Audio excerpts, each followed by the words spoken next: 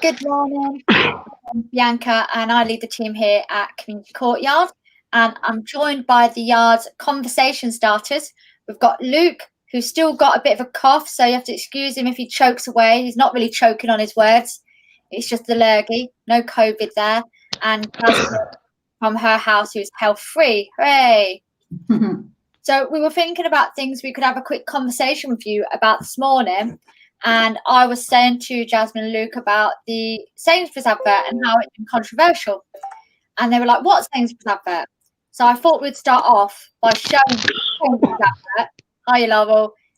Don't know whether you've got the Sainsbury's advert. Let me show you. And then we can see what we all think.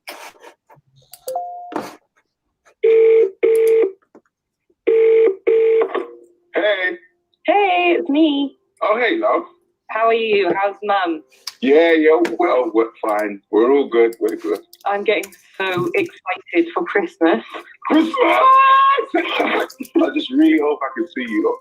Me too. I cannot stop thinking about Mum's roasties. Whoa.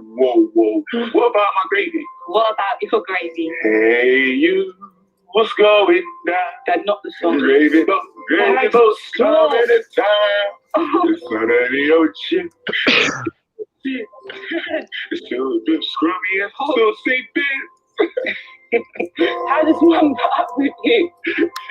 Your gravy is pretty good, to be fair, and I just really want to be home for it. So my gravy is the best. Nice. Honey, she says my gravy is the best. Honey. Okay, right. So, let me.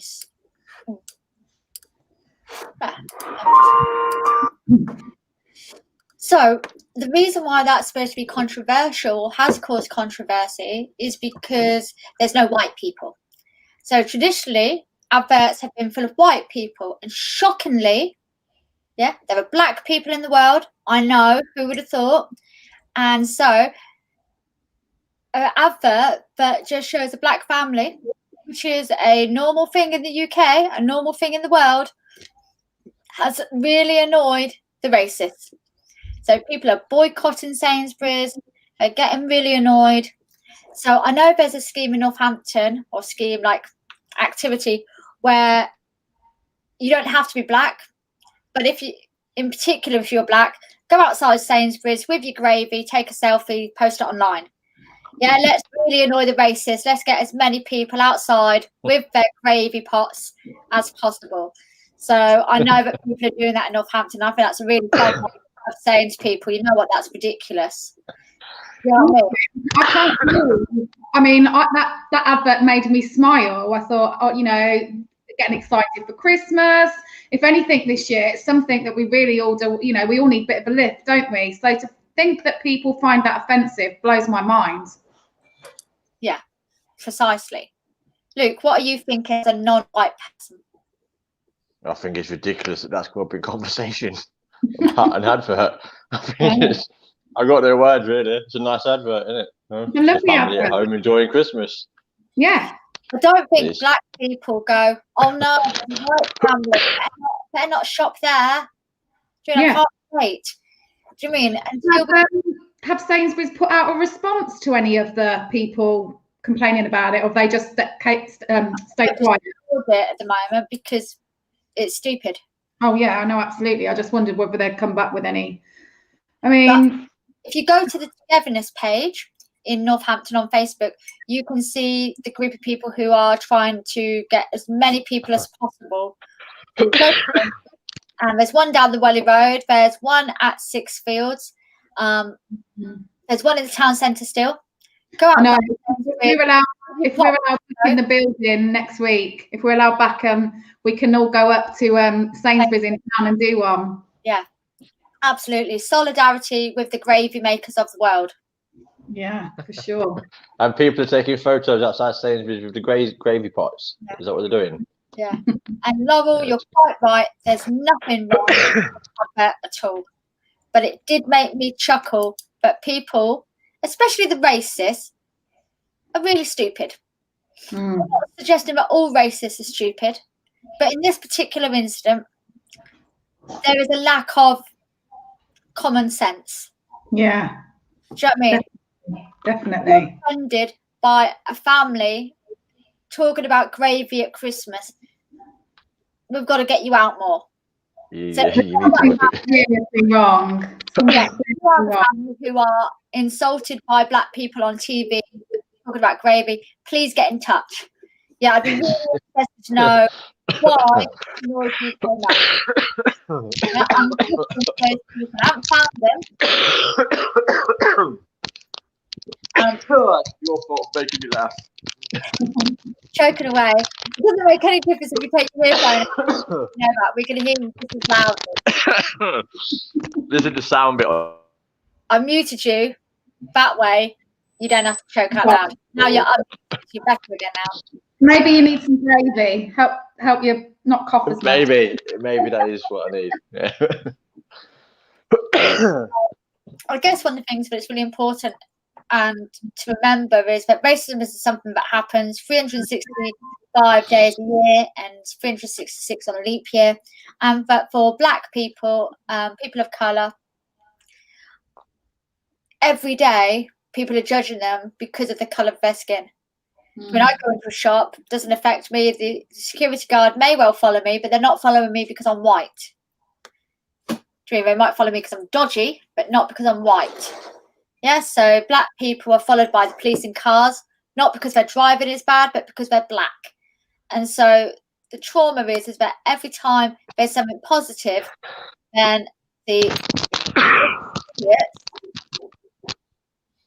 change that agenda. So we really want to show solidarity at Community Courtyard for all the gravy lovers in the world, but particularly the black families who are brave enough to do that advert in the first place. Although it's not brave, it's just an advert, who are undoubtedly getting a load of stick at the moment. But continue with Bisto. So Jasmine mentioned about going back to the building, and so you'll notice that Boris Johnson did a speech last night. Yeah, so we're back to our 7 o'clock chit chats.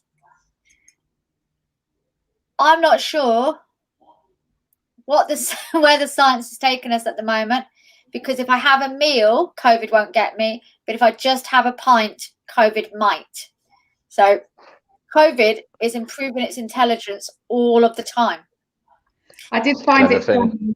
I saw someone put on Facebook yesterday after Boris's speech. They said instead of saying to someone now, "Well, do you fancy popping down the pub for a pint?" you'll be saying, "Do you fancy popping out for something substantial to eat?" I mean, what's substantial? What's that classed as, you know? I suppose one of the difficulties is that once people have had a drink, they don't socially distance, and that's the issue of all of this. Oh, so yeah. what we've taken away from it at Community Courtyard today is reconfirming our commitment to be wearing face masks, to be washing our hands, and to be keeping physically 2 meters away. And so again, if you haven't got a face mask, if you're a parent and you need face masks for your children or for yourself, please get in touch and we can deliver them to you. If you're a school or a teacher and you notice that there are young people in your class who are really struggling to bring face masks every day, please give us a shout, because we've got face masks that we can deliver to you. And if you are a person, just a non-young person, just a person, and you'd like a face mask or a shield, and you haven't got the finances to do that, then please give us a shout, because remember that the disposable ones are just that. They're disposable. They're not supposed to be worn consistently. And once we're all allowed out, even though it feels like we have all been allowed out anyway, but once we're allowed back out, we need to make sure that we're as safe as we possibly can. Now, in terms of work in the community, we follow what's called the NYA guidelines, and NYA is a National Youth Association, and that kind of covers youth and community work. And we will be finding out what they're saying on Thursday. So they're meeting with the government today. They'll then write up their new guidelines, and we'll know how all the different tiers are changing. So the thing with the numbers is this: if you're in an area with high numbers, it's not the actual numbers itself that's the issue, it's the number of over 60s in those numbers that's the problem. So if you're under 50 and you have it, you're less likely to go to hospital. You're less likely to need that medical intervention, where the over 60s, that changes. So it's the increased number of over 60s within those numbers that determines what tier you go into. We're not sure where we're going to be in Northampton at the moment. We do know that the numbers are rising, and we do know that the numbers of over 60s are rising. But whether we're in the national average and how that works over the next few days, we'll find out. But things that will be happening. So Jasmine's still going to be doing her story time. So she's reading a great book, and Luke will be doing his. And your story time's changing times, Luke, isn't it? Yeah, mine's now. It was 4:30. It's now 6:30. 6:30. So maybe you've Yeah. just had dinner with your mum and dad, or you've just had your dinner with your children, and you need that calm time so you can listen to Luke with his Matilda. Or maybe you're a parent whose children are at school and you just need that kind of self-help time with Jasmine's book, because she's doing one around, is it calmness and anxiety, that book? Yeah.